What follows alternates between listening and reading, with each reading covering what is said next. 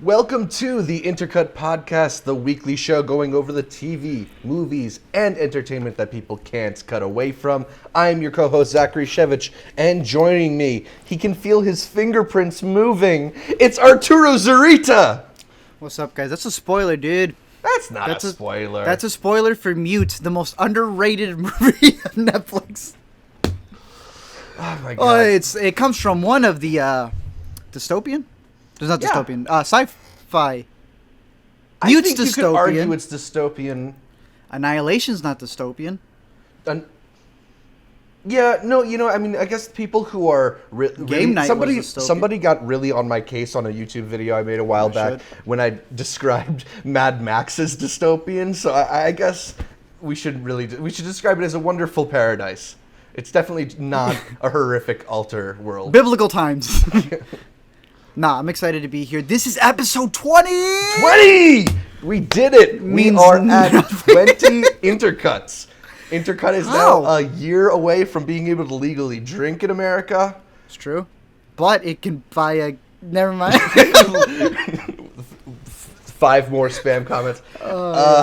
This is episode of 20 of Intercut. We're making this a special one for all of y'all. Gonna get into some Q&As, answer those Q's with our A's, blah, blah, blah, blah, blah, in a bit.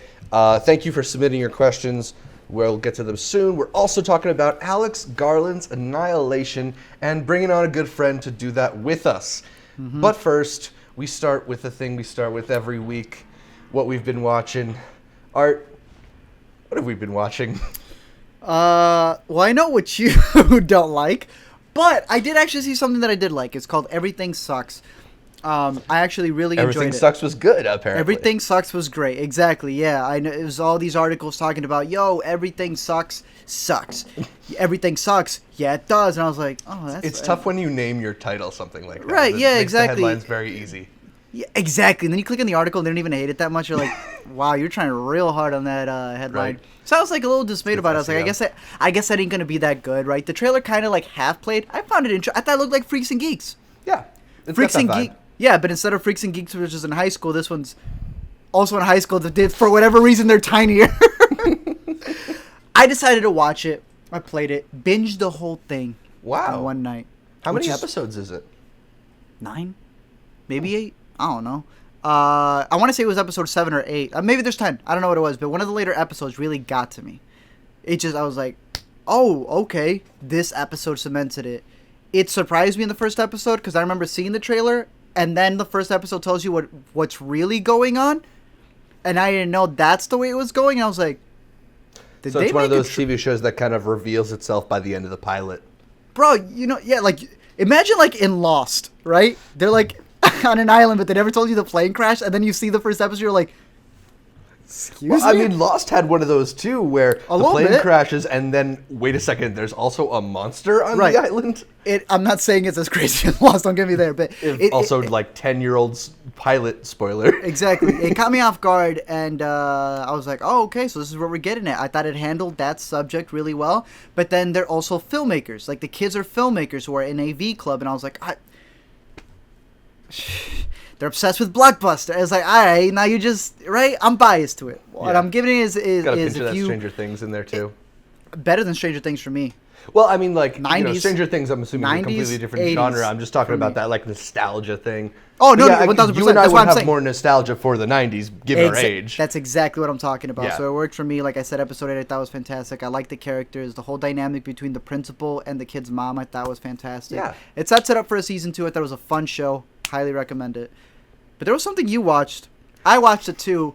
I'm going to be like the title of the movie. All right. So... there's a movie that came out, I want to say 2009. Yeah, I think so. And, it took a lot of people by surprise. It's this small movie, especially for a sci-fi film. One person, basically, in its cast. Moon was just this, like, revelation for me when I saw it. It's a really, really ingenious, like, flip on like science fiction and these like containment stories and these double stories. I thought it showed really, really. I thought it showed a really, really innovative filmmaker who was going to give us a lot of good stuff. Yes. I liked Source Code a lot too. Okay, good. Good. I was about to say because Yeah. I really like source code. Yeah, I think, like for a 1-2 punch to debut, that's an Yeah. amazing way to start off your career. Shows but you're then not Duncan nepotism. Jones took on Warcraft, got lost for like 6 years, and now he's back with Mute. Mute is apparently a follow-up to Moon in that like it kind of takes place in the same universe. It does. But that's pretty much where the similarities between the two end. Stop. Whereas one is like a really tension-filled, contained thriller that makes you question like what is the meaning of all this future tech. Mute is this like odd Berlin goes to Blade Runner goes to Berlin thing where a Amish bartender who can't talk Yes. Hence Mute. goes on the run for a girl he kind of knows. And meanwhile, there's like a Paul Rudd character who's a mean surgeon. I don't know, man. There's like little to no redeeming value. I tweeted about how every character that we get introduced to is less likable than the last one. And it just like, I didn't want to spend any more time in the world. It bothered me so much. It made me like Moon less. Whoa, take it easy, buddy. Oh my God. I don't know, man. What happened to Duncan Jones? This is his Southland Tales. I don't know what that means. Richard Kelly, Donnie Darko director, put out that weird, like, the Dwayne "The Rock" Johnson, Justin Timberlake sci-fi movie that got booed at Cannes. Okay, fine. That's a film Twitter reference. Anyway, I hated Mute. It's my least favorite movie I've seen so far this year. And we've already talked about Cloverfield Paradox on this podcast. So that's my thing. I feel like he saw Cloverfield Paradox and he's like, wait a minute, I could just make connecting stories. There's no reason for them to connect. You're 1,000%. There's no reason for them to connect. It's really shoehorned in. And you brought up one of the best points. It's not just that the worlds don't connect. I'm pretty sure the person, or if it wasn't you, I've heard it multiple times. Is this the same director? That's the weirdest part, right? It's hard to believe. The instincts seem completely different here. 1,000%. Yo, I wrote a note while watching this, because that's what us film people do. Naturally. We annotate. Can you explain to me why they overemphasize everything? They can't say a joke. There was a joke about, why did he stay? Oh, he joined a sorority. What was the sorority? Do you remember what it was? It was like, wanna be a daddy or something like that. Yeah, Papa or something like that. Wanna be a Papa. That's what it was. Wanna be a Papa. And I have the subtitles on, so I see the hyphens, right? Later on, though, he's just like, in case he didn't get the joke. Literally 20 minutes after the joke was delivered. All right, good night.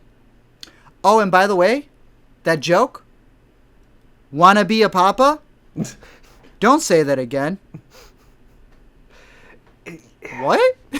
It has none of the like really graceful touches Subtlety? of Moon, and it just, I think that it has a really interesting future tech vision. Like there's some future tech there that was cool, but it's all completely tangential to the story itself. Like there's that drone food delivery thing, which is cool and like does sort of become a plot point, but like Amazon. That's Amazon. It's not really like it's not really as intertwined as like Gertie's stuff in the movie. I don't know. It was a huge disappointment for me because I've been waiting for this movie since I saw Moon, basically, because he's been teasing it since then. And there's little I liked here at all. I don't know, man. You don't like payoff? I think... I thought the swimming payoff was cool. I thought the last 5 minutes were the only good thing about it. The 2 hours that preceded it were trash. Did you like the news clip? The connecting part? I thought it was entertaining. In its own, right? On its own. I thought... And then you question... I thought it was kind of ridiculously shoehorned in. Oh, 1,000%. I would like if it was just released as like an anonymous YouTube video, that would be my favorite thing. That would have been better. Yeah. But it wasn't, and it was connected. Who played the pervert? Duck. Justin Theroux. I was watching this the entire time, and I was like, why does that guy look so freaking familiar? Right? And What's with that wig? Yeah, and then the credits roll, and I'm like, you break up with Jennifer Aniston and yo. Oh man. He was in a Star Wars movie too. No, I mean I agree with that. I don't hate you. I don't hate it as much as you did. I understood the character that what's his name plays. Is it his best character? Absolutely not. Alexander Skarsgård. Yeah, I got why he was the way he was growing up in an Amish community. He hates the technology part of it, even though it hurt him. And so it's like, buddy, get it through your head. But he doesn't because he still feels something. I get the conflict there. Is it still a boring character? Yes. Did you find that despite the fact that he is mute, he is unable to talk, it's not like a choice for him, did you find that he was like going out of his way to not communicate to people? He had that notepad. He did. That Blue's Clues. No, I mean, I get what you're saying, because then I saw your tweet, and I was like, all right, I kind of get it. I still feel like the socially awkward, it shouldn't. It's laziness at a certain point, because I get what you're saying. At certain points, he literally just doesn't say something when he really could. And oh my goodness, it sets up a worse scenario. It's like, okay, he's mute, not dumb. Exactly. Right? But the movie as a whole didn't work. I agree with you that Paul Rudd came straight out of Wet Hot American Summer and just decided to come into this movie for whatever reason. Made no sense to me, but whatever. Again, it's another Netflix movie that tries to go super dystopian. So I'm going to switch the topic for just a quick second, because there was sort of like a narrative developing on Twitter when this started coming out, and it got like pretty much almost all negative reviews. There's this narrative that is a Netflix release, a Netflix original, getting this connotation of being bad between this and Cloverfield Paradox. You don't believe that? And what else? So this, Cloverfield Paradox, what else? I think there's exactly. What about Mudbound? What about all the other ones? This is that case of picking and choosing what you want to use as an example.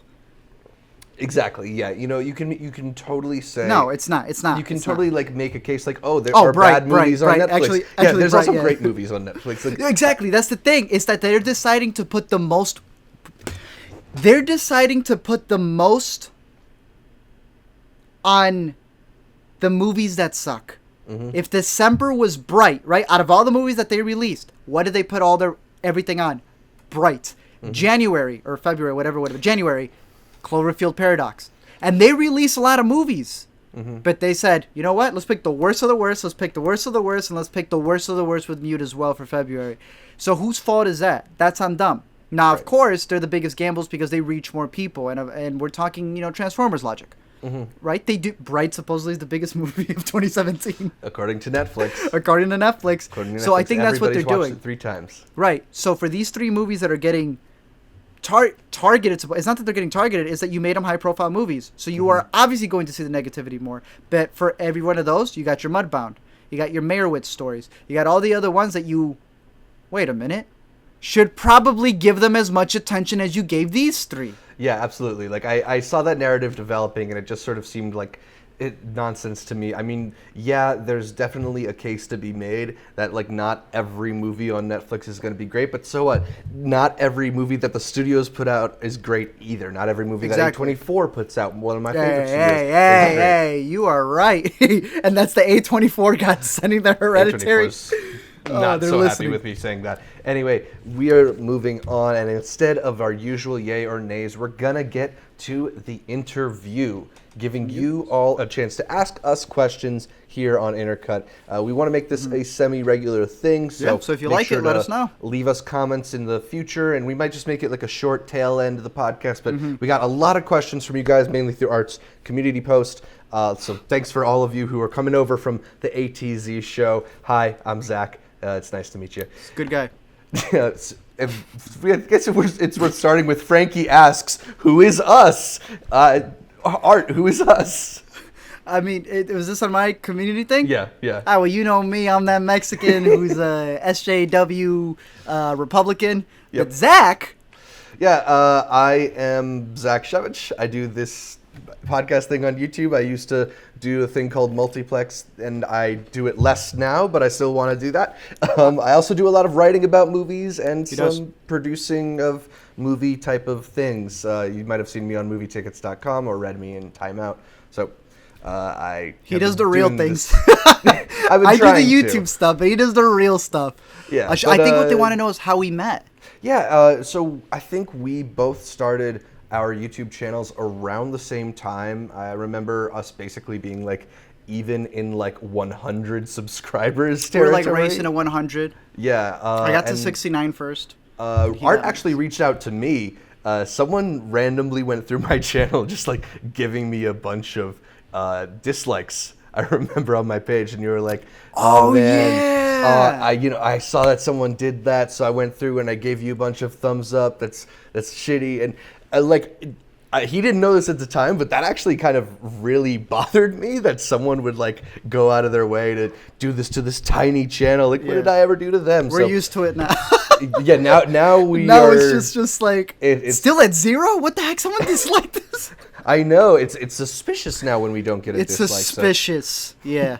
But. And we've just been cool since then. Art's one of the good movie guys here on YouTube because there's a lot of people who talk like they know shit or they care about it, but there's a lot of people who are just sort of not thinking and just trying to make themselves seem smart. So I've always enjoyed Art's content because he finds ways to make your time valuable through his videos. So it's been nice to keep this relationship up, and I'm glad we're talking to movies every week now. All right, he writes all my videos. Yeah, that how you know. We just knew for diversity's sake it would help me to be. I wouldn't mind starting that rumor. Oh, that would be funny. Why? That's what I'm gonna get. Excuse me, but why isn't Zach in the credits of this video? Nah, but yeah, we've gone back since since we both started our channels, and then eventually, from different things that we've started, and he's done a lot of writing and stuff. The Intercut, we've stayed in touch. He's come over to Chicago. I've come over to him. So yeah, it's cool. We've been able to see each other in each other's hometowns, so it's been great. Tevya asks, "What is your favorite moment from Black Panther?" Ooh, do you have one? A moment in particular. I mean, I think I was just so intrigued whenever Michael B. Jordan was on screen. I'm trying to think of which one. Exactly. Maybe it's when he challenges T'Challa. Maybe it's that whole I'm a kid from Oakland monologue. Like, he's just so badass there. I don't know. Yeah, so I want to say for me, it's between when he challenges T'Challa and he takes off his shirt and you go, yeah, splash. As straight as men, you just go, oh. And also it's that scene holy smokes. It's that scene at the end, towards the end, when he says, who would it, man, I love that line. When I was making the video for my Black Panther video, without spoiling too much, when he's saying, who would have thought that kid from Oakland would have been believing in fairy tales? And I'm honestly a huge Ryan Coogler fan. I'm like, brah, people don't get that even in the biggest blockbusters. A good director finds a way to make it super personal. It's sort of like, when he's seeing the sunset and he's going, that kid from Oakland would have been believing in fairy tales. And you literally got a kid from Oakland, Ryan Coogler, who directed this movie. I was like, That's mine. That's mine. Fairy tales. That's mine. That's mine. You know what? If I close my eyes, I kind of think of that shot. Like, in my mind, I was like, that's like the Lion King shot. Like, Simba, look at all this. But yes, it's where the sun touches. Yeah, but it is one of the most gorgeous moments in that movie. So I'm with you. For me, even though it is one of those big, loud movies, I actually really liked it for some of the more quiet moments where people are talking. Reggie, another Black Panther question. He asked us, is Killmonger a better villain than Loki? I'll answer this first just because I'm not a huge Loki fan. I know he was a big hit with a lot of the Marvel community, but I just found him less snarky than, I don't know. Yeah. Less snarky than Thor? I don't know. I see you. No, for me, it's Killmonger more. Killmonger was more impacting. All of y'all love Loki in his second movie, Avengers. That's when you guys liked him. He was fine in Thor. When he becomes the main villain is when it's like, oh, Loki became this huge thing. No spoilers. And I like him as Killmonger, kind of a recurring in the Marvel universe. But so it is different to say. Or go ahead. Sorry. We said last week that, Killmonger might be the best comic book movie villain in years. For me, it's best since maybe Doc Ock or something. It's in Lex Luthor, he's still Jesse Eisenberg's Lex Luthor. For being in just one movie and his story arc from beginning to end that you see, And again, you also got to think of it.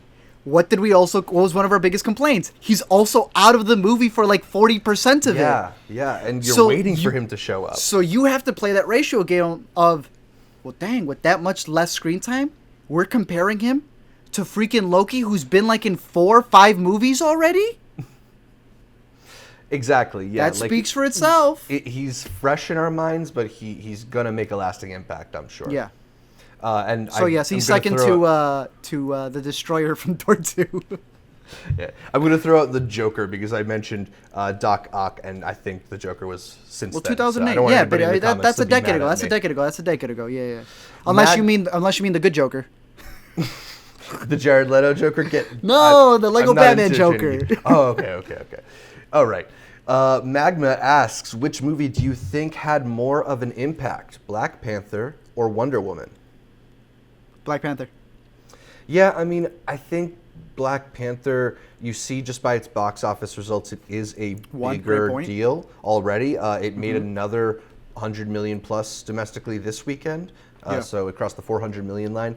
And I think there's more of an argument to be made that there are fewer big budget movies starring predominantly black casts than there are female-led movies. It's a big deal. We had the Ghostbusters and everything else as well. But exactly. Let me rephrase it a bit. I will say that it is the bigger movie. I liked it more, and I liked the director more. And you brought up a fact, which is the box office. Right. Excuse me. But I'll rephrase it by saying, all that matters is what was the bigger movie to you. If there was a little girl who saw Wonder Woman, right, and said, "Whoa," and that changed her life, then that's the bigger movie. Who cares box office? Who cares about anything else? There's a little black kid who sees Black Panther and goes, "Whoa," has that same feeling that I had when I saw Spider-Man in those movies or whatever it is, what I said, watching Coco literally right now at my age. If someone got that, then that's the biggest movie for you. So exactly, yeah. One movie doesn't take away from another. It's like, exactly. Whatever wins the Oscar, who cares? What movie impacted you the most in 2017? That's really what matters. Steven asks, what movie do you... Oh, excuse me. I skipped over Rob's question. I'm going to go back to that. All right. Rob asks, does the success of Black Panther mean we will finally get a solo Mace Windu film? So I think we want a Lando movie first. Lando right? 1000% first. But I think actually that's more reliant on the success of Solo. I think that the success of Black Panther means we're going to get a lot more black hero movies. I don't know if it's going to be Mace Windu. I mean, I want that Lando movie. I don't really care for the prequels that much, but if we're talking about a side character who I want a spin-off for, definitely Lando Calrissian. So yeah, maybe if we get another Childish Gambino album, they'll have no choice. Maybe.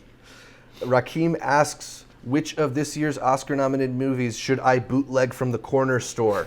I'm going to take some liberties with this question and assume this means Rakeem wants to know which of the Oscar-nominated movies least deserves financial support, because we all know the only appropriate way to watch the movies is by paying through them through legal means, right, Art? Rakeem, you don't mean the corner store. You mean the paletero man who walks around with the ice cream and he also got the bootleg. I see you on that. Yes, 1000%. Put the little subtext there. I think what he means, what's the best movie for your time? If you're willing to go that route, I feel like it's going to be Dunkirk, but at the same time, Dunkirk ain't a one day you got a bootleg. If you miss Dunkirk in theaters, you miss Dunkirk. Yeah, I mean, like, right? depends on the quality of your bootleg. If we're really talking bootleg, too, yeah. like Dunkirk's bro, like you got a head, like you got the head covering up half the movie. You got the added commentary from the person sitting behind. Yeah, Dunkirk's. I mean, Chip probably Water. Get Out is the best bank for you. Oh, Get Out. Is Get Out nominated for Best Picture? Why do I keep... We made a video on this. Why do I keep... Get Out is that movie where every time I have like a it's daily... It's also the fact that it's been out for a year already. It seems crazy. Oh, Get Out, 1000%. Make sure you get the super bootleg version with the commentary from... Alternate ending. Alternate ending, everything on there with like people yelling in the background and all the gasps and screams. So yeah, go ahead. Steven asks, which movie deserves to win Best Picture? We covered this in our previous episode. We believe it's the movie we were just talking about, Get Out. So if you want to hear a little bit more about why we think that, go ahead and check out episode 19 of the Intercut. Chandler asks, why do movies affect us? Well, you see, as the music plays and you zoom in on me, movies are just images of our soul that through 24 frames a second get played and remind us as vivid as a memory. For those of you who have seen Call Me By Your Name, who see those visions of Gideon, those, is it just a video or is it a memory that's calling us into something, into this world? They're also just really cool. They're really dope, yeah. No, but yeah, I think for movies, pretty much it comes down to that. You are able to live a story that isn't yours for a little bit. Yeah. And sometimes you're able to relive or act out something in your life that calls back a memory and you go, oh, for me, I will say it personally, I love seeing movies to enter a world and being like, I get it. I made a big deal. I made a video with the Black Panther talking about that specifically. And how literally the way I don't know if you remember, like, I think movies are a big deal to, I forget what the movie was. I think it was Midnight Cowboy or whatever. They literally they showed you how to snort coke and then everybody learned how to snort coke because of that movie. I think they're influential. But for me, it's sometimes I want to explain something, and while I want to say that I'm a really good explainer, I feel like sometimes explaining but feeling that emotion are two different things, and I think a movie is the perfect way to really get that emotion. Feel the emotion. Yeah, that's sometimes you want to like show someone, not just tell someone, you know? And I think movies are the medium through which we can do that. It's always really nice thing to see elements of yourself reflected in somebody else. I think we all kind of like the idea of not feeling alone, but there's also the idea of escape too. You know, movies really took off during the Great Depression, and people were going to the movies looking for a way to entertain themselves, find some escape from the sadness of their lives. Exactly. So, I think we are affected by movies because they can show us versions of ourselves or alternative versions of ourselves. And Bessa asks, which movie would you recommend to people who want to learn more about cinema? And do you have any book recommendations about cinema, directors, or actors? I'll give you two. One is this indie film. You can order it off Amazon. I don't know where else you can find it in streaming. It's called Living in Oblivion. I think Living in Oblivion is a very good movie about indie filmmaking to the core. And I think that alone will give you the true environments of what you would do. You know, because not all of us can just make a blockbuster film, but you can make something like Living in Oblivion. I would highly recommend that. Living in Oblivion. Save the Cat is a book that a lot of people always recommend to me, and a lot of people have go-tos in terms of writing. So I would say if you need a book, that one. Yeah, I mean, there's a lot of really good books out there that it's hard to recommend a one above them all. I know I've been reading TV, the book in the background beside me, but that's for TV. It talks about some of the best TV shows that are out there. I would generally say look up stuff by film critics that are good, and if they have a book out there, it's worth your while. I've read a few. There's a recent one by Anne Hornaday called How to Watch Movies that I think talks a lot about the reasons that we like certain things. Even though it's coming from a critic's perspective, I think it'll teach you a lot from a filmmaker's point of view of what to shoot for when you're making a movie. Have you read it? Movies, the Anne Hornaday book, I started to read it. Shoot, man, you give me a recommendation. What's it called? I think, what was it called? How to Watch Movies. Okay, How to Watch Movies. Man, shoot. Y'all asking questions I should be asking. How to watch movies. But as for movies that will teach you about cinema, I mean, the thing is, I think any movie can teach you a little bit about cinema. It's nice to take little bits here and there. If you're looking for movies that are kind of about filmmaking, I've always really loved Adaptation, the Charlie Kaufman written film starring Nicolas Cage. That's a good one.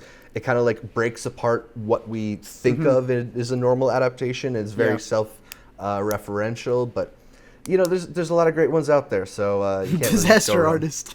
Yeah, honestly, the Disaster Artist.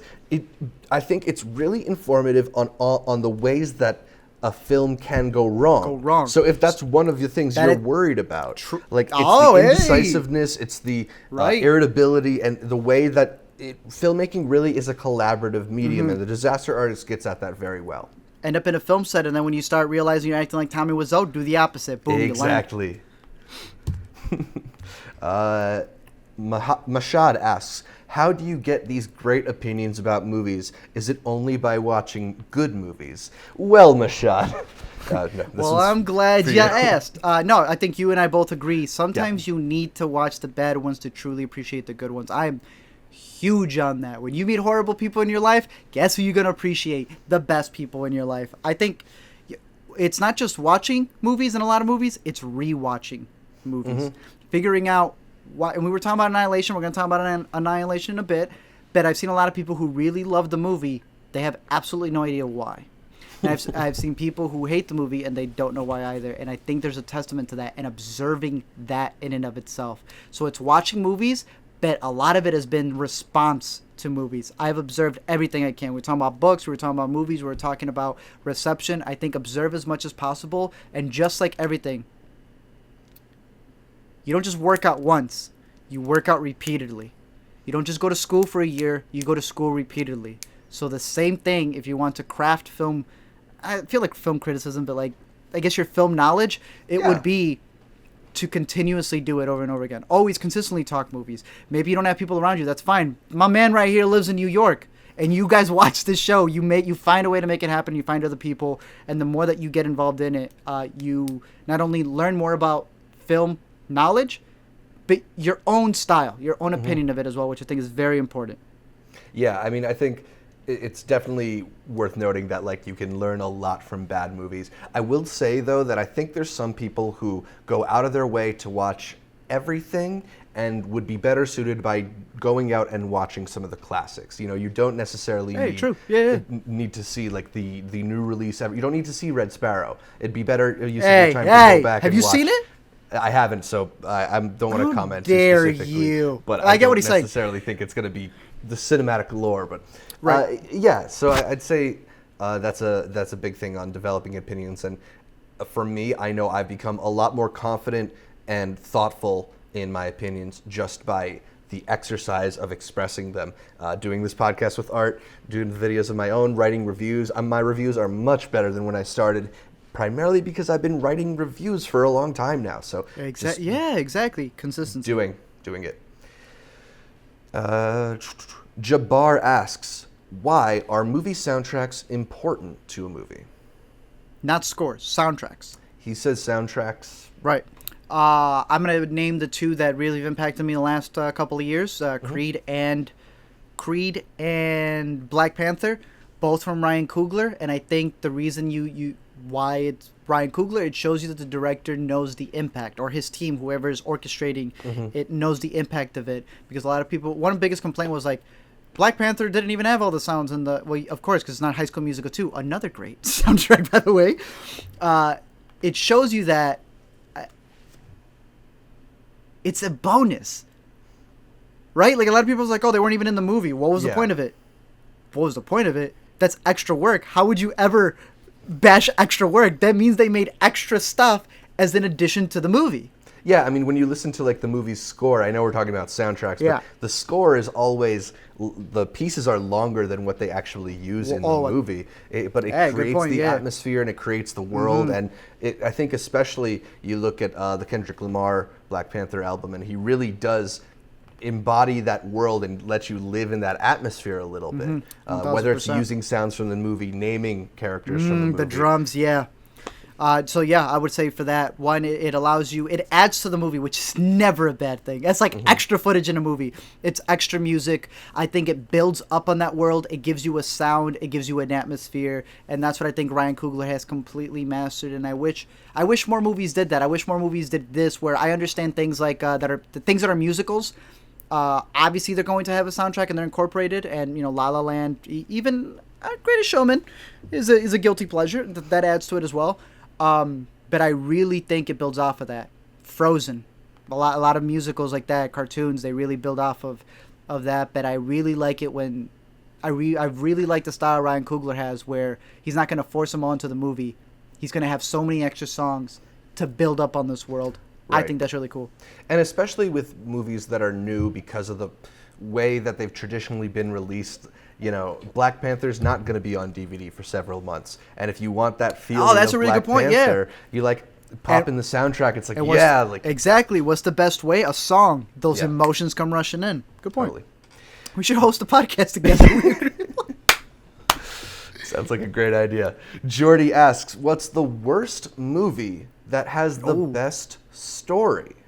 I thought this was actually a really interesting question. And I know that there's going to be better answers than the ones that I can give. Like, it's a really, really good question. So if you have any ideas, please leave in the comments below. We'll probably answer some of them on next week's show. Just going, like, sort of going off the top, I think like the easiest way to answer this question is bad biopics, right? Because like, some, you know, there's some bad biography stories out there, and that are usually based on really, really interesting stories. Like I remember Angelina Jolie's Unbroken. Like that dude's life is really, really, really interesting. Yeah. He's an American hero. He really is. That's a medalist at the Olympics and a war hero and survived torture. And that movie is there's no blood. So like that's probably what my answer would be. Something like Unbroken or something like J. Edgar, which I didn't like. I know you're a bigger fan of J. Edgar, but like I'm a bigger fan of Clint Eastwood. J. Edgar's still playing in the background. That movie don't end. Okay, good. He's a really interesting figure, and that movie is not so. Yeah, I agree with you. Yeah. So I think bad biopics is the easiest way to answer this question. There's a movie called I want to say it's My Brother's Keeper. It's a little Christian film that I saw back in the day, and I was like, oh, this thing is so corny. It takes place like in the 50s, 60s. I'm gonna spoil it right now real quick to really answer your question because this one's always stuck with me. Because it takes place in the 50s, 60s, you give it the liberties of what it does. It's these two twins, and one of them is like this really just bad dude. No one likes him, while the other one is like top tier, right? So you're both twins. You're like Cain and Abel almost in a sense. And one of them, the good one, is dating a girl, and he kind of gets in a fight with this dude, and the dude accidentally dies, but it wasn't like his fault. So the good brother goes to jail, if I'm remembering the movie correctly. The twin then decides to change his ways and becomes a pastor because that's what his original brother wanted to be. I haven't seen this movie, but they've definitely parodied it on Arrested Development. Have they? All right. So the thing is that this brother ends up getting the death penalty, and this brother's trying to cheer him up at all times, and more, obviously since he's in jail, it gets worse and worse, and he's just like, forget it, forget God, forget everything. And this guy gets his degree, his whatever you get to become a pastor, his whatever divinity. It is in theology, and he becomes the priest who on the execution day goes to speak to the brother, right? To say whatever he needs to do, and obviously it's the 60s, and he goes in there and he sedates the brother, since they're twins, dresses up as the brother, and he's the one who dies in place of his brother. Because he's like, I was always going to be a mess if there was nothing. I was like, some may laugh at it, but for whatever reason, I was like, what? Yeah, I mean, I figured I could see that being done really cool. Right? If someone did this movie really crazy, this would have one of those crazy, like if it was done well, the ending would have been more impactful. But it being like a very low budget Christian film, I was like, all right, this is a movie, this garbage is dark. And then I see that ending and I'm like, oh. So I was like, maybe a story like this could be done pretty well. So I think I'd pick that one. Watch My Brother's Keeper. I think it's at the dollar store. That's literally where I picked it up. Freddie asks, can there ever be a perfect movie? Does it already exist? What would make the perfect movie perfect? Space Jam's already perfect, and I think what would continue making it perfect, like you said with Mute, which ruined Moon for you, is to not make a Space Jam 2. Now, it's all subjective. It's all up to you. I've said this multiple times. There are movies that you like, and because you like them, what you like about it, I probably won't.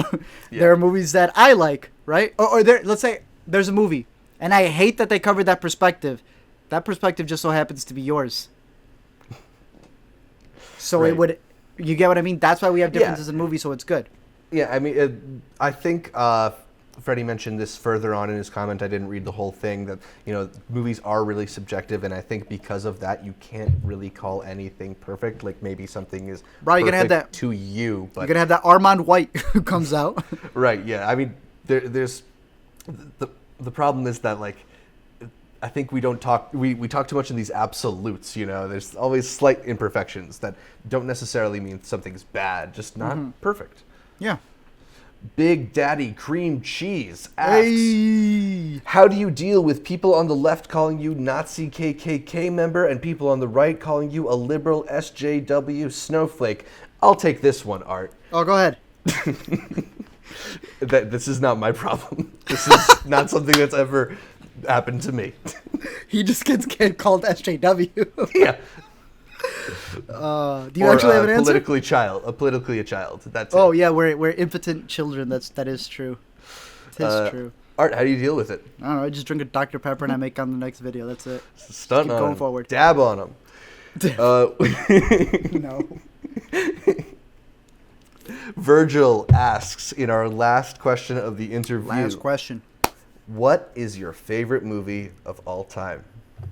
Space Jam. Space Jam's a great one. It is. I can't really argue with it because I have that huge nostalgia. Right? Am I wrong? No. At any point in time, you can put on Space Jam. But you can't put on There Will Be Blood. You just play Space Jam anywhere. Yeah. Give me one place where you can't play Space Jam. At a party. A party, at a wedding. It's a funeral. You got to cheer people up. Yeah. I think it works.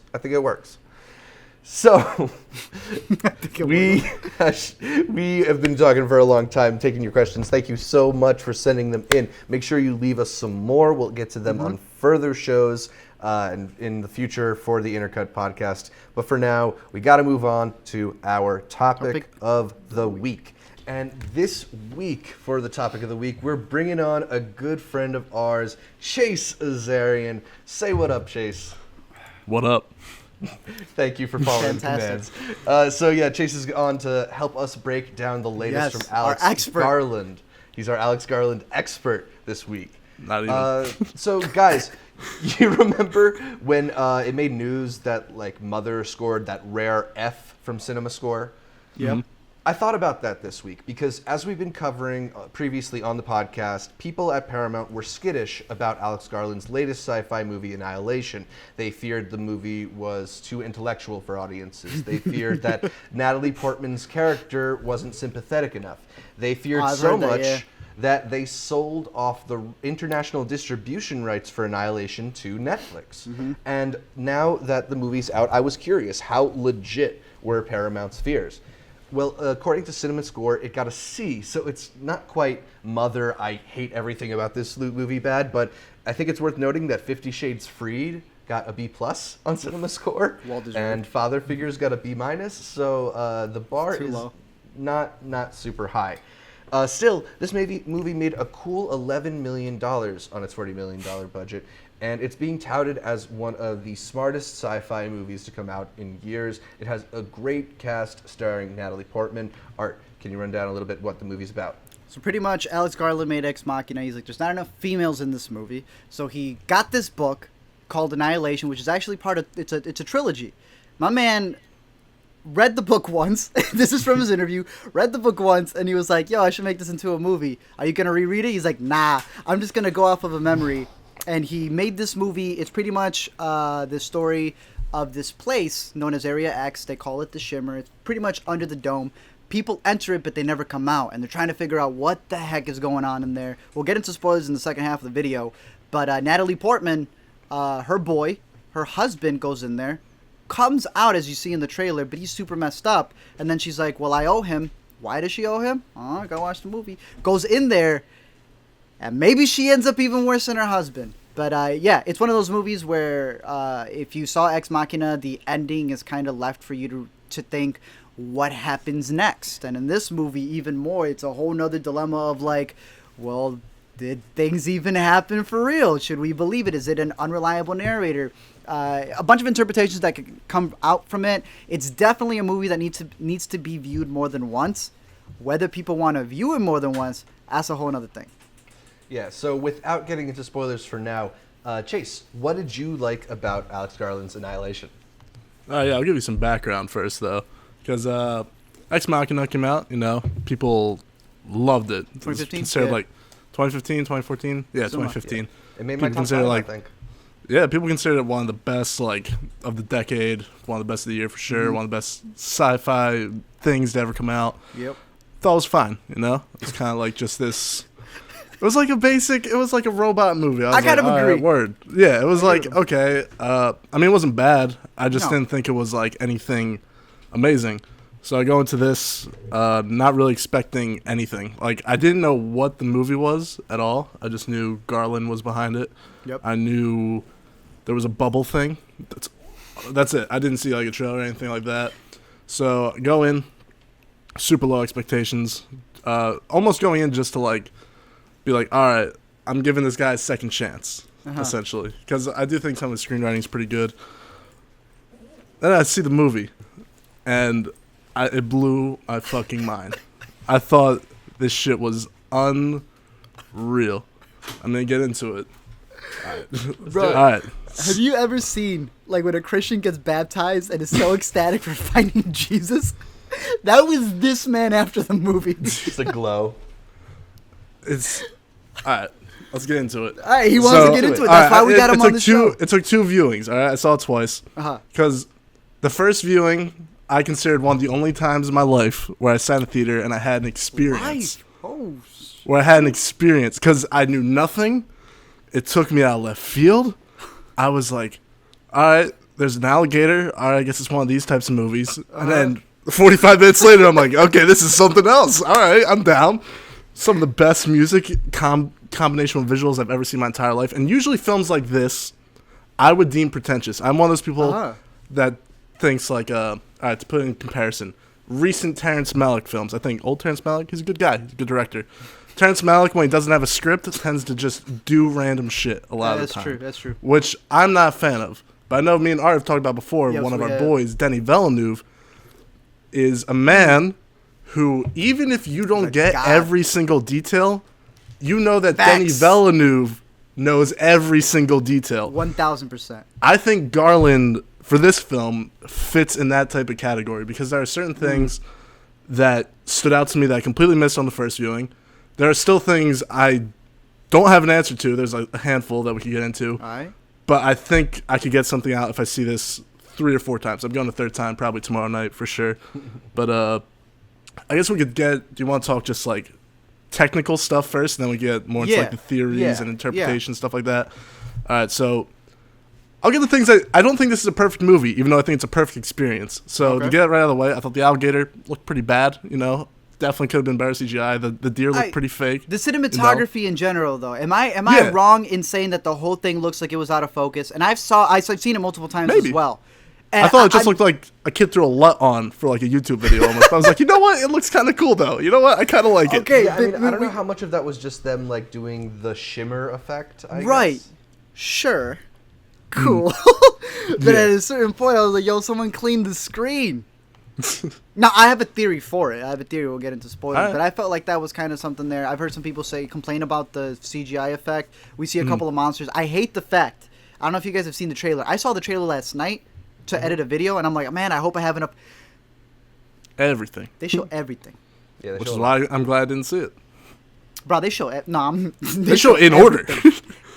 That was the other thing that killed me. I'm like, usually I gotta edit the trailer and find a piece over here. It's in order. They did it for me. It's crazy. So, yeah, I think for what Chase said, you definitely have to go into it completely blank.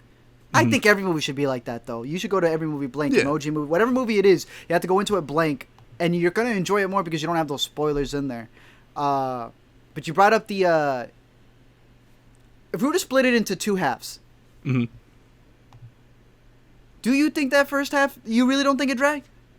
No, everyone keeps saying it is slow as hell. I'm sitting there the first half. I'm like, the first half, I'm like, what the hell is gonna happen? I had no clue. It was almost like the first time I watched Gone Girl, and I'm like, what? Like, because I didn't read the books. I forgot this was based off a book when I wrote. That don't matter.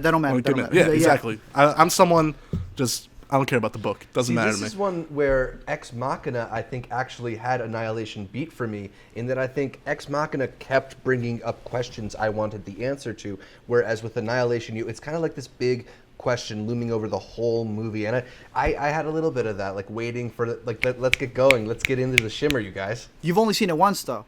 I've only seen it once. Watch it again.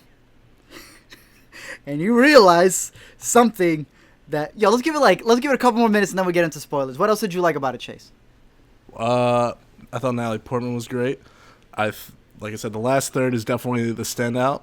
I was entertained throughout, even though some people think it's drag. That's fine. I was entertained throughout, while also being super thought-provoking at the same time in certain points where I'm like, it's almost like the first time I saw Inception, where I was like, okay, definitely missed like he's bringing the 50% of what was thrown in there. I have to see it again. This is the first time, like, Inception is one of those movies why I'm, like, even on this thing. Yeah. This is the best science fiction film I've seen since Inception, by far. Ooh. It has a lot of light. It's almost like there's layers, but there's layers in different things. Dude, it is an onion. It's just like a sphere of layers that you're, like, picking apart. You're like holy shit, this is kind of genius. There's some acting where, like, Jennifer Jason Leigh, she delivers a line, she's like, what, you didn't think the comms would work? I'm like, okay, that was pretty bad delivery. Like, I wouldn't go that route.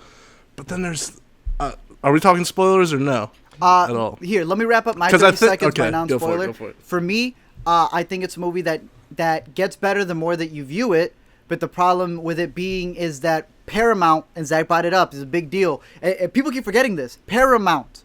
Mm-hmm. They also did the thing with Cloverfield. Like, this was all a part of their whole big thing. The Cloverfield thing. I don't even know what other movies, this being another one, where some people are screwed, they can't see this in theaters. That sucks. Yeah. Even if you don't like the movie, I at least you better get the best soundbar you could find at Best Buy. At least hate it knowing that you heard it the best way. I think we all thought in the third act, yeah. But I do kind of half agree with Paramount, but that's not a bad thing. And we talked about this, Zach and I talked about this. If a movie's going to be bad, or at least not deliver in a way that's only meant for some people and not others, I'd rather it be the director's fault and not the studio. I do think Natalie Portman is not sympathetic at all in her role, but that's the point. Yeah, I don't know if she has to be. And, like, I'm speaking from the perspective of someone who's only seen it once, the only one of us who's seen it once. I like being left with some of those unanswerable questions. I know that it wasn't necessarily as clear as every audience member is going to want it to be. And if that's the kind of thing you're looking for in your science fiction or in your movies in general, Annihilation's not going to be that movie for you. This is going to be a movie you have to see more than once or do some reading about to feel like you really wrap your head around it. But I think there's enough interesting there. It raises enough intriguing questions and just has these moments that are really, really cool, like giving you some kind of like visual elements that I don't feel like I've seen in sci-fi before that made me invested enough to watch this movie through eagerly. Right. So if you haven't seen it, definitely go check it out. Both screenings that I saw it in, I read the theater room and I went, y'all think, it's a Saturday night, y'all think this is Predators with girls. And the movie ended and they were mad as can be. Yeah. So go watch the movie. The audience I saw it with was definitely that C Cinema Square Exactly. Audience. So know that. Go watch it. It's a thinking man's movie. Watch a couple seasons of Rick and Morty so your intellectual ability gets higher. And let's talk spoilers. In 3, if you haven't seen it. 2, because we're going to spoil it. Code below. 1, this is Under the Skin. It's part of the skin. It's Under the Skin meets Arrival, meets The Thing, meets Predator, meets... True. There's one other one I thought I had in my head, but I completely blanked right now. But that scene at the end is hands down the scene from Under the Skin, trying to imitate, just like the alien Under the Skin is trying to imitate and become its own thing. You said you went into it. Now, I have my whole theories. Obviously, I'm going to have my whole video on it as well, but I'm very curious on your thoughts to see if I missed anything. Right? When I first saw this movie, I didn't like it. I thought everything contradicted itself. It's garbage. It's trash. Alex Garland, however, deserves. I don't. This is why I don't release my opinions right away. I'm gonna think about it. I'm gonna let it, as the Italians say, marinate. I let it marinate. I listened to the interviews. I go watch it a second time. I came out of it like a born again Chase over here. What did you get the first time you saw it that you got then completely changed the second time? So. This movie is all about details, and those are my favorite types of movies because those are the ones that are the most rewatchable. The first time I'm like, why does Oscar Isaac have a southern accent all of a sudden? Like, did I miss something? And then I'm like, oh shit, he's refracting from one of his dead teammates. That's dope. I'm watching it the second time, I'm like, that is the Mexican chick's tattoo on her thing. I'm like, I don't know how I missed that the first time. All right. The dude who they cut open? Yeah. It's his tattoo. Wait, what? The guy who they cut open, it's his tattoo. She didn't have the tattoo going in? Nope. Maybe Gina Rodriguez got it while The gift that got it keeps when she on was there. giving. Oh, Damn. Chase, I got you on because... What does the water mean, man? The water is my biggest question. Oh, at the the water's end. your biggest question? Oh, well, let's start from the beginning. All right. We want to talk metaphor, or what was the difference thing that you got going in? Because you said overall. The first time I was like, oh, it's a movie about suicide and change. And then the second movie, I'm like, oh, shit, this is about cancer. And this is what Mother did for religion. Right. That Annihilation does for cancer. And I'm sitting there, I'm like, I'm an idiot. Cancer comes up like 4 times. Yes, it does. Is a real representation of cancer. 1000%. It's the cancer comes back at the suspiciously end. glossed over in certain points. Yeah. A little bit, yeah. Like the fact that Jennifer Jason Leigh's character has cancer is so briefly mentioned, considering like And that's what it's I love. vital to her character. 1000%. I said we split it up into 2 parts. Some people want an alien movie. Some people want the metaphors. We cover the alien, then the metaphors. Sounds Okay. good. For me, this alien, I thought it was genius because in his interview he says, we always see the same aliens. They look like this. Yes. They want to attack to do whatever. And he brought up a really good point. He's like, practically, they do things that humans would do. But what if this alien was different? And what I loved about it is that by the end of it, right, some people are going to think that the form that it takes, the humanoid, that's what it's called. This will blow your mind. I saw it in IMDb. Her med student, you know, in the beginning when she's talking to her students, and she's saying, you guys are going to be the future or whatever, and she's talking about cancer also. Yeah, talking exactly. about cancer. One of the students, and I know the budget wasn't that low, one of the students also plays the humanoid thing that mimics her. Add that to your theory of why they would get the same of one of her medical students and what you may see there in subtext, but I thought that was cool. Some people are going to think that the alien, that's its figure. It's not. This is what blew my mind. The whole movie's telling you, right, it starts off cell split. Cell split, cell split, cell split. They get into this place. It's the opposite. Cells come together. Cells come together. It wants to be one. This thing isn't like a regular being. This thing is like the Big Bang that fell and is just trying to figure out how to evolve. It does not doing it on purpose. It's not doing it to kill. It's not good or bad. It's just trying to evolve. And eventually it realizes survival of the fittest, how to evolve. Doing My the theory, mirroring. exactly, the mirroring. My theory is that it gets Oscar Isaac, kills him, as we see. A really good thing to know. Your boy Oscar Isaac, he's super scruffy, the one who kills himself. Because some people have been saying, how do we know which one's the clone? Well, the clone's the one that's super clean and chilled. And then he teleports to the house. Because we can see it teleports. Why is it teleporting? Then it hit me the second time. It's teleporting over there to bring her back on purpose. It wants to bring Natalie Portman back. Natalie Portman mimics the exact same journey, hits the same exact spots Oscar Isaac comes in to get to the same exact spot, and then it destroys itself. People think that, oh, Natalie Portman No. That tattoo is the snake eating itself. The snake eats itself and it kills itself to become a brand new person. This organism realized what it needed to do. It brings Natalie Portman in. Doesn't make a clone. It lets the original Natalie Portman out because the original Natalie Portman already has the shimmer in her. She now is the alibi for this entire place to go down in flames and burn, and they think it's completely over. But then these two now get to have a kid, and it's learned the new way to evolve, and it goes on. That's my alien theory. Yeah, this is like low-key invasion of the body snatchers. Almost. Under the skin. If you have a different one, let me know. That was my thing. I mean, yeah, you kind of touched on it. I mean, I knew it was the whole thing of like you said, from the beginning, like Natalie Portman's intro, besides the interrogations, like, look at these cells, how they're dividing. And then, as you said, they're forming together in the shimmer. I'm like, okay, so I'm thinking opposites.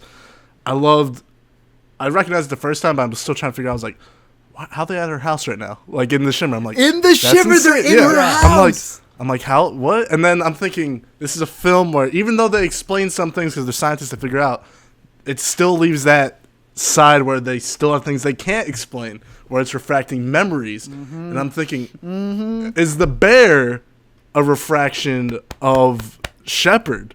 Because of the keychain. Wasn't there a bear keychain that they take after? And they're like, oh, she's dead. And they like grab this little bear keychain that was probably the daughter from the daughter of Shepard. Okay. I didn't even think of that. I was thinking the tattoo, because my boy Oscar Isaac has a tattoo of a bear. That's another one. On his chest. I didn't even think about that. I didn't even think of the necklace. Could be. So, I don't know. That's true. There's the thing. I wait to see it a third time. Like, that's what I'm saying, dude. There's things that I still don't know. Right. But like we were saying, I know for a fact Alex Garland knows. So that's why I'm okay with it, as opposed to someone, I'll just say, like an art student that I encounter at school, where like they just throw something at you and they're like, it means this. I'm like, no, it doesn't. No, I want to zoom the conversation out for a second though, because like these all are really cool details, but we're revealing some of these details to each other. We didn't all catch these. Do you feel like the movie does a good enough job of giving you enough that you have that piece at the end, that you have that material to chew on? Yes. Or is it really necessary to see this more than once? Yes. I think it's absolutely necessary to see more than once. Yeah.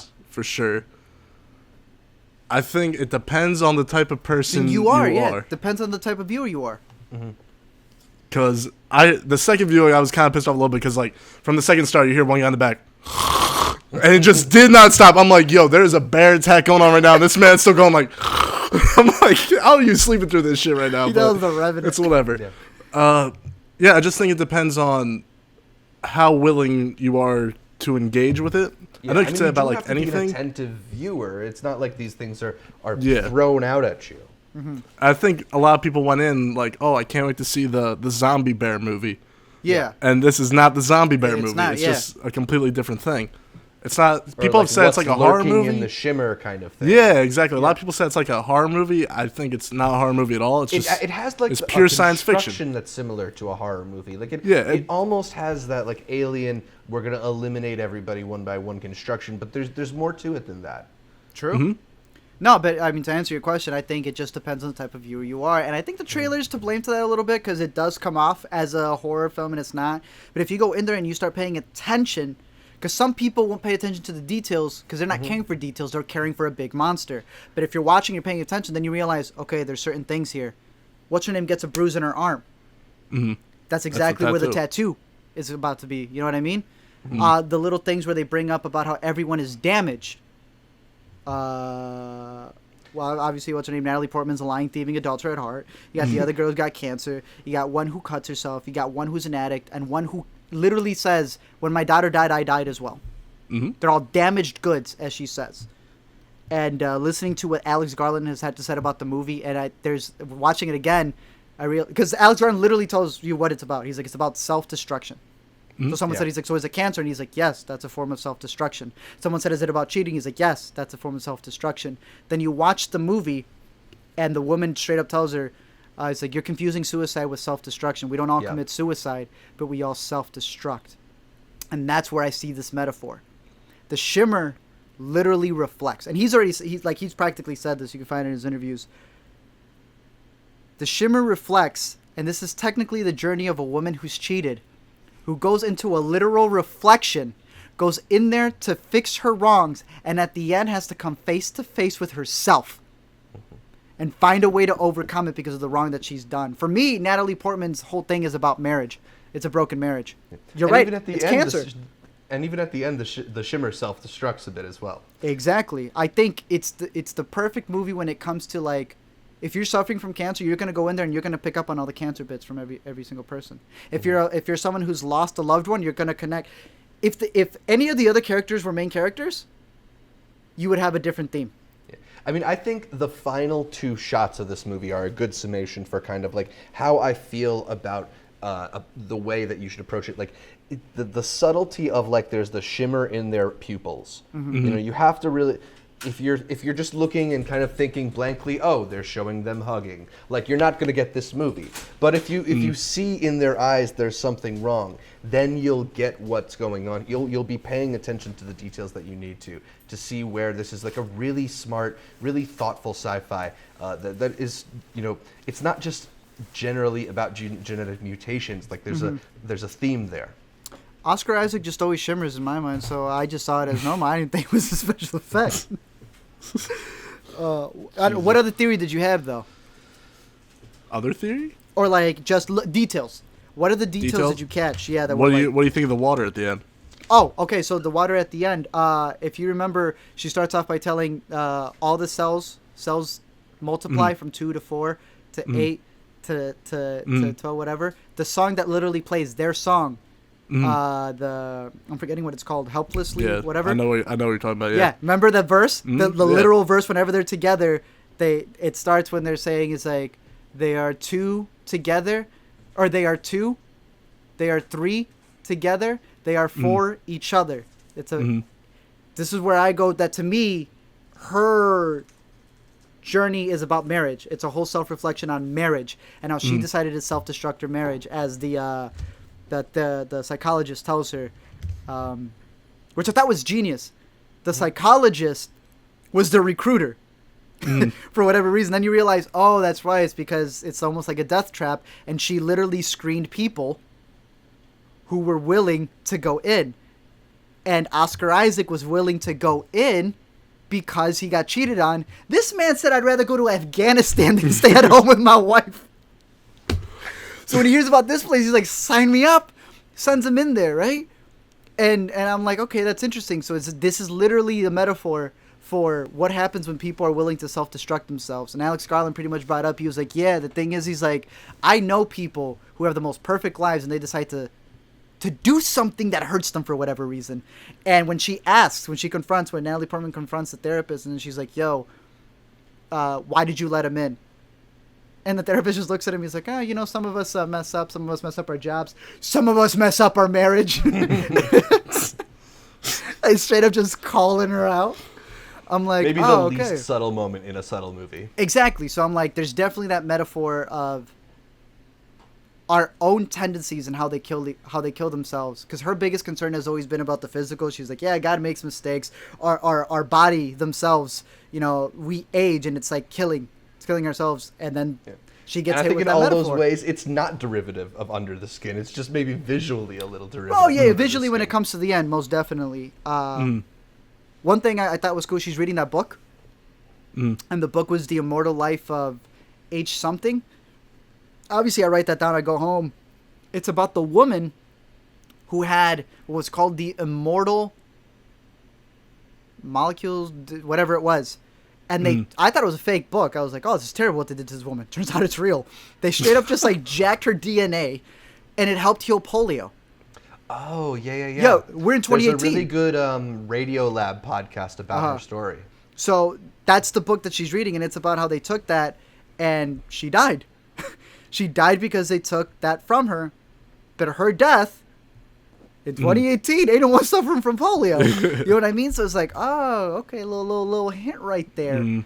I thought, I don't know if you guys have another one while I look through on anything that I have here. I'm trying to think of like I knew I didn't write anything down. That was a problem. I know there were like 2 other like little things. I'm trying to think of. Do you remember when she checks her blood? I started seeing this because someone had mentioned pay attention to the score whenever the strumming comes in. So I was like paying attention to when things happened. I truly believe that the shimmer is a metaphor for self-reflection, because the moment they enter, that's the first time you see her reflecting on herself cheating. Right. Exactly. It's an interesting note that we get that title card for the shimmer, and before we even see them, we get that flashback of them cheating. And it occurred to me in the moment, like they could have put that flashback before the title card, but it doesn't fit the theme. There's another scene. Remember when she checks her own blood? Now this would be super cheesy, but if I'm lying, I'm dying. With the moment she starts introspectively looking at herself, the next time we see the flashback is when she's literally observing her blood. She plucks herself, she looks at the blood, and we get the other flashback. She's literally looking at herself and dissecting the mistake she made. And that's when we get that flashback where she pretty much tells the guy, I don't want to be with you, which I thought had one of the most BA lines. You know what? You just hate yourself. Yes, I do, but I also hate you too. I was like... That shit was badass. I agree. No, I think you're right. When it comes to the details, there's a lot of things there you don't even know. 10 years from now, you're going to get some designer's going to come out and be like, oh, yeah, by the way. It's a Cloverfield movie. So yeah, Chase is really high on this art. Are you as high? Are you going to say that this is one of the better sci-fis that we've had in the last decade? I wasn't going to say it with my first viewing, but like I said, I respect Alex Garland, and I like a movie that the more I study it, Chase keeps bringing up a great point. The movie we always talk about is Enemy. You don't understand Enemy completely, but when you watch the movie, when I first saw the movie, I just experienced it and I went, yo, but like, why do I feel like this? And someone could have told me, did you like that movie? I would have said yes. And then they said, but what does this mean? And I would have been like, dude, I have absolutely no idea. Does that make me an idiot? Or did I just need to actually study it and realize? And when I figured it out, I was like, the movie visually hit me before I even knew why. It hit a part of my subconscious that I didn't even know why. And if you know Enemy, and I don't want to spoil it for anyone, I was just like, that Another is one of my favorites. That is so scary. Yeah. Because then it made me go, is that a problem I have? Yeah, I mean, it's definitely rare that you get a movie that is so rewarding on further rewatches. And I think that there is enough there on that first watch to be intrigued. Like, I don't know if I left the theater fully satisfied, feeling like I knew everything. But watch it again. I felt like I had enough that I was able to piece things together and feel like there was a really interesting story there. And it was a great experience. So I do want to watch it again. And obviously, from the two of you, it's held up on repeat viewings. Sure. I'm going round 3 tomorrow. I'm waiting for Netflix to move to UK and watch it. Yeah, so do we want to touch on that briefly? Is it a shame that our international brethren aren't going to get to see this on the big screen? Of course, but it's also losing so much money. So it's like, okay, I see why from like the business point of view, but at the same time, from like, I mean, if I was British, I'd be pretty pissed. Yeah, I'd be mad too. But it's like I mean, it's a sucky way to look at it, but it's true. The movie would still be losing money. Look at Blade Runner 2049. A lot of people love it. Y'all love it enough to see it multiple times in theaters. You know what I mean? Like that movie. Yeah, you know what I'm talking about. So people in the UK are upset, but there's not enough people in the UK who are upset that it really would have made a difference. It sucks, but ultimately it just comes down to dollars and cents, and if they don't think the dollars are there to make sense of it, it's not going to happen. Anyway, we should move on to our final segment of the week, New to See. We'll keep Chase on to preview the weekend with us, starting with what's new in theaters. March 2nd, we're getting Red Sparrow, directed by Francis Lawrence, who directed Hunger Games Mockingjay. This one is Fantastic. Another time he's working with Jennifer Lawrence in the lead role, doing a Russian accent of some kind. Also, Joel Edgerton and Mary Louise Parker are in this one. Have either of you guys seen this? What? Red Sparrow? Oh, Red Sparrow? No. No. Absolutely not. Not yet. Death Wish, the new Eli Roth movie with Bruce Willis, Elizabeth Shue, Vincent D'Onofrio, and Dean Norris in theaters, as well as Foxtrot. It's the Israeli contender for Best Foreign Film at the Oscars. It didn't get nominated, but it received excellent reviews. Yep. Those are out in theaters this weekend. New to streaming, it's almost March, which means a whole new crop of movies and TV on the streaming services. Netflix on March 1st is getting such titles as 300, Adventureland, Casino, Cruel Intentions, Forgetting Sarah Marshall, Ghostbusters, Moon, which I'm going to have to rewatch to get the taste of mute out my mouth, Up in the Air, and Wet Hot American Summer. Hulu is getting Dirty Dancing, Kingpin, Stuart Little, the Best Foreign Language Oscar nominee, The Square, James Bond movies like Die Another Day and GoldenEye, and Young Adult. Oh, okay. Yeah. HBO Go is getting 1971's The Beguiled, if you wanted to check back on the original. Also, the first 3 Die Hards, The French Connection, Hannibal, The Last Boy Scout, Observe and Report, and Where the Wild Things Are. I need to catch up with that. It's maybe the only Spike Jonze movie I haven't seen. Yeah. Read the book, it's better. Prime Video, Amelie, Jeff Who Lives at Home, more James Bond movies like For Your Eyes Only and On Her Majesty's Secret Service, and Art, you ready for this? Hit me, boy. Valerian and the City of a Thousand Planets. It is on Prime Video. We starting March talking 1st. Sci-fi. It's Valerian. It's 1,000 Cities, then Annihilation. Is it actually good? No. Oh. I keep saying it is though. All right, I'm gonna check it out. It's my favorite movie that I haven't seen. Look, it's like a dumb guilty pleasure. I don't think it's terrible. I had fun watching it mainly because it was like half price margaritas that day. But I've been recommending it to people. Like I put it in my top list, and people watched it, and they asked me for their money back. Oh, that's so funny. Jesus. Finally, new to VOD, February 27th, the day this podcast is dropping, Murder on the Orient Express, as well as 2 Oscar-nominated movies, 3 Billboards Outside Ebbing, Missouri, and Coco. So you can catch up with a couple potential Oscar winners on VOD starting February 27th. That's all that's coming new, so let's get to the picks for the week. Chase, do you have a recommendation for the Intercut audience? Annihilation, so it makes a little bit of money. But I also rewatched Funny Games this past week, so if you haven't seen that, right. Which one? Yeah, you have to. The original. I still haven't seen the American one, but it's one of my favorite movies, hands down. Haneke has said, if you finish the movie, you're just a fucked up individual, and I've seen it like 3 times, so I don't know what that says. Yeah, no, but you are. But yeah, I highly recommend it. It's probably like my favorite horror film. Yeah, so if you haven't seen that, That's crazy. it's a random recommendation, but you should check that out. Awesome. Art, what should people check out? I got 2 for you in theaters. If you want to go see Annihilation because you want a Thinking Man's movie, definitely go see that. If you have even heard that Annihilation is not for you, it's not going to be for you. I'm going to tell you right. It's just not. I'm going to be straight up honest with you. It is not. I have sat with enough audience members who don't like it. Go watch Black Panther again if you haven't seen it yet. But if you don't care for Black Panther because it's a Marvel movie and it automatically has to be bad in your eyes, Annihilation. If you're poor and you live in the UK, you can see Annihilation at home. I'm sorry. But In 4 years. Everything Sucks is a good TV show that I enjoyed. I liked it. Watch Everything Sucks. It's on Netflix. Yeah, I mentioned the new movies that are arriving to Netflix on March 1st. One of them is Moon. I definitely want to rewatch that one because, as I mentioned at the top of the show, like when that movie came out in 2009, I was really blown away by it. It's a great example of just the amount you can do with a contained location and contained cast, and just how tense you can make such a small situation like that. Duncan Jones made a really, really great movie.